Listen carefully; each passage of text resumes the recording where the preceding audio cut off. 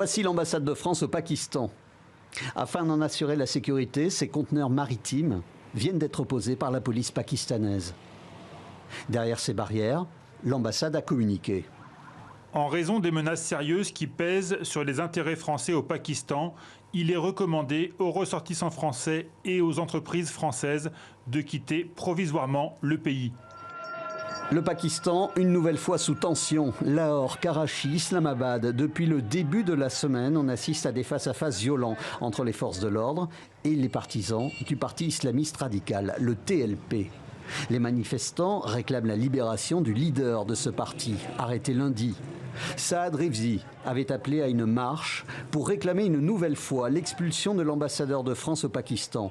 Cette colère de la rue contre la France est née au lendemain de cet instant. La cérémonie à Paris en hommage à Samuel Paty. Cet enseignant tué pour avoir montré des caricatures de Charlie Hebdo du prophète Mahomet à sa classe.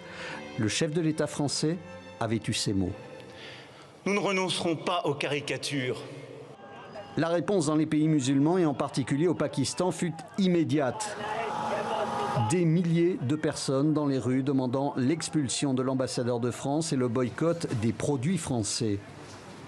Le gouvernement pakistanais n'accéda que très partiellement à ces demandes. Certains produits français n'ont plus été en libre accès, mais petit à petit, ils avaient fait leur retour dans certaines boutiques, comme ici à Lahore.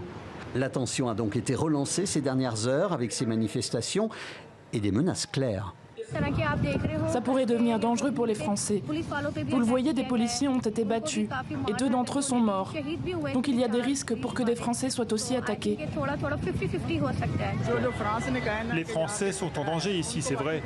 Leur président défend le blasphème, mais le gouvernement pakistanais devrait assurer leur sécurité.